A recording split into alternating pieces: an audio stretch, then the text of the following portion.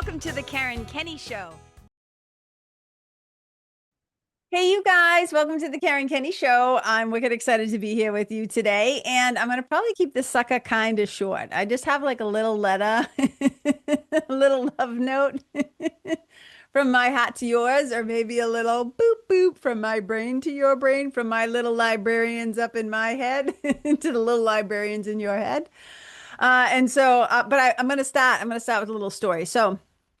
You may or may not know that back in the day, I was a manager at a movie theater in Los Angeles. And at the time, it was the largest movie theater in the United States. It was the biggest one in the country. It had 18 screens. All the famous people used to come to watch movies there, et cetera, et cetera. So I've spent a lot of time in my life watching movies, watching stories unfold on film. I'm a huge, as you know, fan of reading and writing and stories and books, but I'm also a huge fan of watching movies. I just love seeing storytelling come be portrayed visually, you know? So today I did something wicked fun with one of my friends. It's a Monday morning. I got up and I went to see the new Christopher Nolan movie, The Odyssey. The reason why I'm talking about this, though, is for a different reason. So one of the things that happened before going to see this film is I was kind of watching all kinds of people kind of lose their mind online about this movie. And one of the things I realized is that everybody and their brother has a fucking opinion. You know what I mean? Like that's just social media and the internet in general. But I really was seeing it like played out in real time at the release of this movie, and everybody's got thoughts. Everybody from actors to armchair, quote unquote, armchair experts to Emily Wilson, who did the translation of the Odyssey, the first, I think she was the first woman to do an English version of it. I mean, everybody and their brother had something to say about this film. And the reason why I'm talking about it is I will just tell you this. I loved it. I loved it for a bunch of different reasons, but it doesn't really matter what I think. And this is the heartbeat of this episode. What I came here to say is I think it is so important now more than ever that you come to your own conclusions about things, about life, about other people, about what you feel, what you think, what you believe.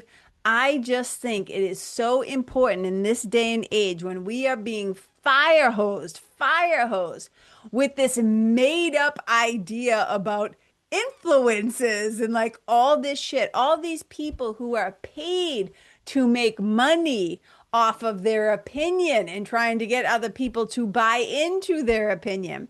So I'm basically just kind of using the Odyssey as a jumping off point to kind of talk about this because first of all, what I think about the movie, other than thinking it was epic and it was so worth like 3 hours of my Monday morning going to see this thing in IMAX, it was like amazing. And sure, people can have criticisms of the film, da da da da, and I can see their points and get their points, but that's not what this is about. What I would be way more interested in than me sitting here and telling you all the reasons why I loved the film is for you to go and have the experience yourself, if that movie in particular lights you up and you want to see it, and then report back. As I always say, make your full report. Come back and tell me what you thought. That's way more interesting to me than me just sitting here trying to convince you of like going to see the movie.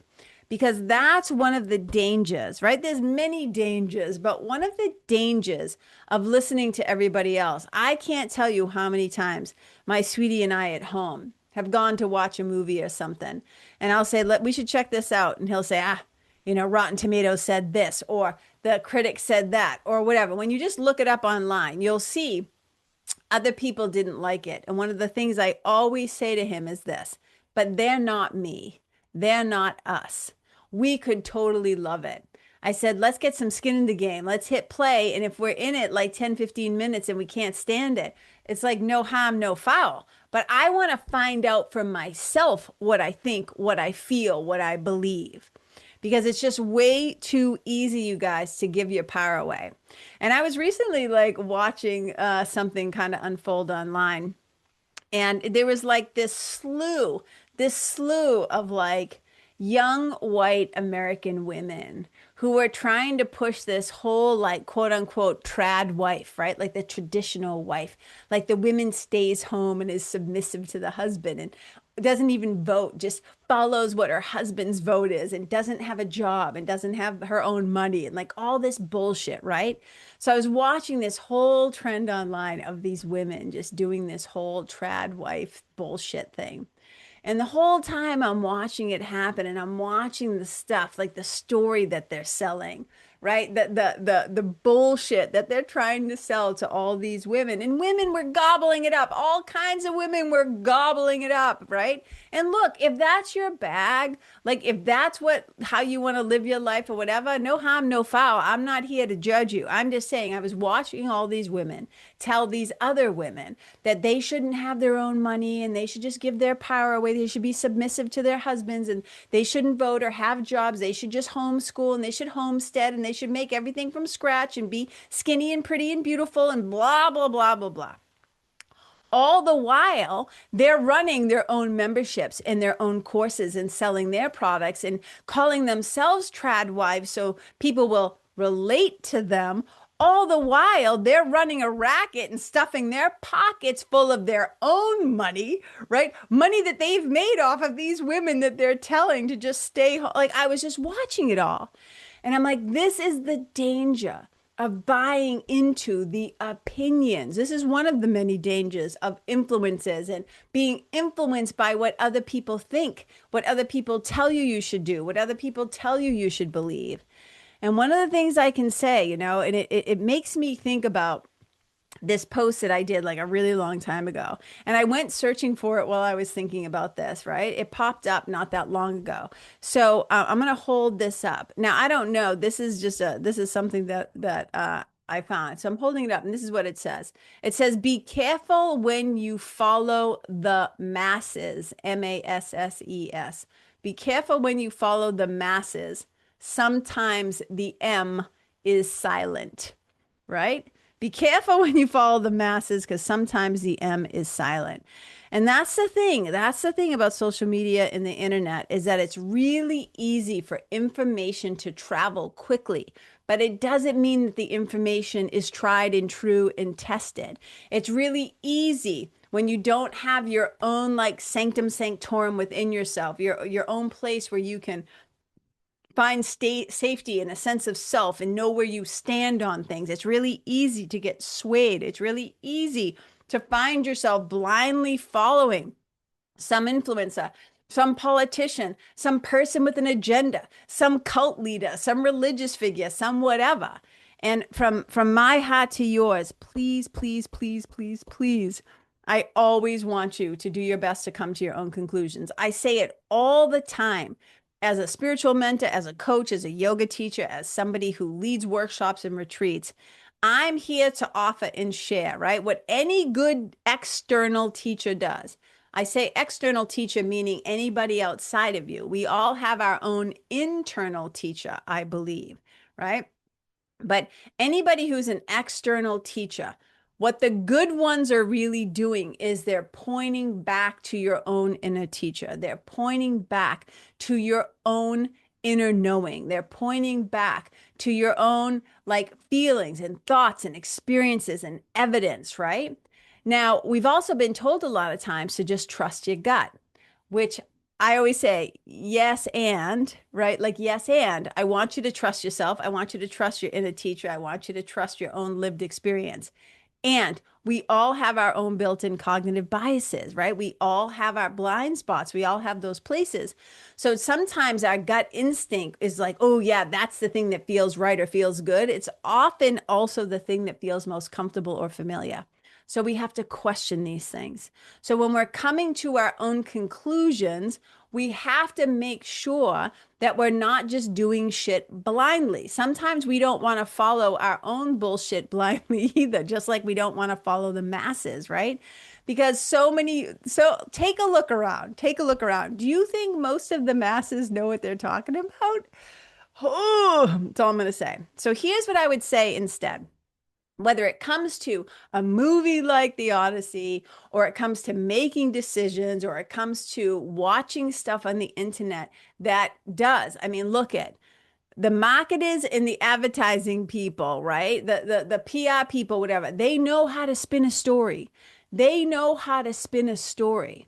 It was so fascinating when I was at the movies, right, today. There's a movie coming out. I think it's called Digger, like Digger, Digger. And it's starring Tom Cruise and a bunch of other people. And there's this one scene, I got the gist of kind of what the movie is about.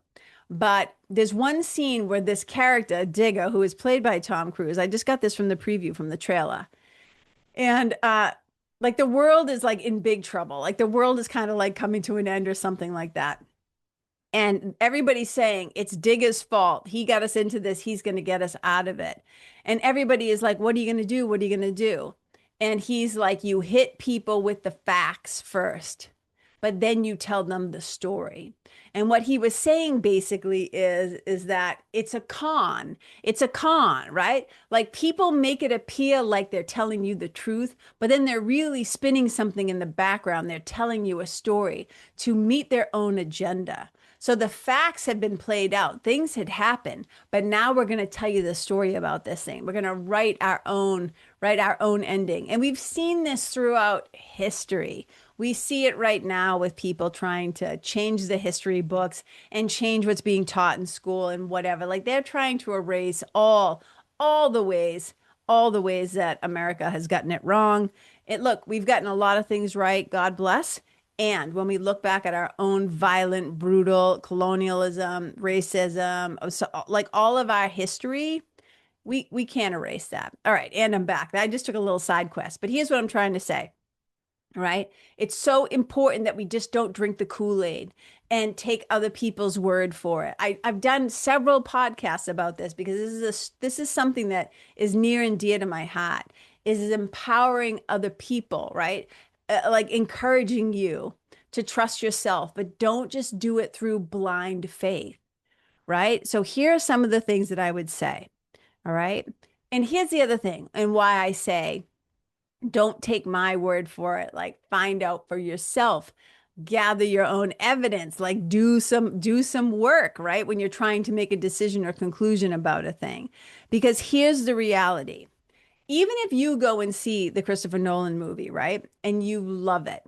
You and I, we might agree on something. We might come to a similar conclusion, right? But we cannot have the same exact conclusion because I have a different personality than you. I have a different past. You have a different past and personality from me. You have your own way of being. I have my own way of being. We have all of our lived experiences. So even though we might come to similar, right, conclusions, they cannot be the exact same, and nor should they be. So my conclusions, I don't want them to be made into your conclusions. When I work with people, I want people to find out for themselves what feels true, what feels right, what feels honest, what feels authentic and genuine for them. And it's so easy to give up our power and to trust the quote unquote doctors, or to trust the politicians, or to trust the leaders, or to trust the teachers or whatever. And at some point, we all have to hit that age. Now, I'm not saying you shouldn't trust your doctors, right? Doctors know a lot of things, but we also want to be curious enough, inquisitive enough, empowered enough to do our own research, to do our own work. And I know it's not always possible. We don't all have the same amount of privilege and access to things, and we're not all treated the same. But to the best of our ability, right? We should try to draw and come to our own conclusions. And some of the ways that we can do this are, and I jotted down some of the things that I do. I do my best to gather as much facts as possible. So I don't just read one news source. I don't just take it off of one website. I don't just do this. And I'm not perfect at this, trust me, but I do my best to gather some facts. Then I try to, like I always say, FAFO, right? Like fuck around and find out. I have to experience things for myself to figure out kind of what I think and what I feel. And I think that's true for a lot of us. So test your theories, test your ideas, right? Think for yourself instead of copying others. I cannot say this enough. Don't just regurgitate or repeat something, right? Unless you've done a little bit of deciding for yourself. You spent a little time with it. You know what I mean? Ask good questions. Ask good questions. Try to look for and get some clear evidence, and then test what makes sense. And you also have to look for your own and others' biases. You have to look for the flaws. You have to look for the cracks in the system. You know what I mean? And this requires a little extra mental energy. It can be really easy to just be like, well, I'm going to go do that because so and so said I should, or so and so said it's good. That's fine. I love testimonials. I love a good testimonial and a good referral and a good recommendation. And, and it's why I've always told my friends, who start a business or do something, like I can't refer to you until I experience the product, the program, the service, the food, whatever it is for myself, so I can draw my own conclusion. And even then, I'll often say, hey, I loved it. It worked great for me. The only way you're going to know is if you go and do it, you know? And so that's just kind of it. Like I just wanted to say this combination of like the Christopher Nolan movie and just seeing everybody with their opinion, like and opinions can sway. Like opinions can really sway. And I know people who didn't go after their life's dream because of the opinions of their parents. I know people who, stayed in marriages or relationships because of the opinion of their church or what should and shouldn't be done. At the end of the day, you guys, we have this life to live, maybe this one life to live. And we want to be making choices and making decisions from our own true, found out, true blue evidence, real deal lived experience. So again, be careful when you blindly follow the masses because sometimes the M is silent. As much as you can, go and find out for yourself. And it also reminds me of like, I did a post a long time ago talking about how the energy that I wanted to bring into 2026, inspired by the dude from The Big Lebowski. And there's that fantastic scene when he's sitting at the bowling alley and he's with John Goodman and Steve Buscemi. And he's just like leaning back and he's talking about like how he got the gig, to find the missing person. And he got to keep the rug and the $20,000. And he's telling this whole story. And he's looking across and John Turturro and this other guy named Liam is like standing there and he's like polishing his bowling ball, and the whole thing is so ridiculous. And then John Turturro, the character, comes over and basically says to the dude, right, the Big Lebowski, which is uh like, so all right, so they're just sitting there, right? So he comes over and he basically says like Liam and I are gonna like kill you guys at this game of bowling. And if you do any like fucked up shit like that, we're basically gonna kill you, right? It's like this whole scene. It's really funny. And then the dude just looks at him and he goes, yeah, well, like, that's just like your opinion, man. And I've been trying to kind of keep that essence and that energy in my heart. Like, yeah, that's just like your opinion, man. So he doesn't get roused. He doesn't get like angry. He doesn't get heated up. He doesn't get pulled into some fight. He doesn't retort with violence. He doesn't do anything. He's just like, yeah, man, like you're entitled to your opinion.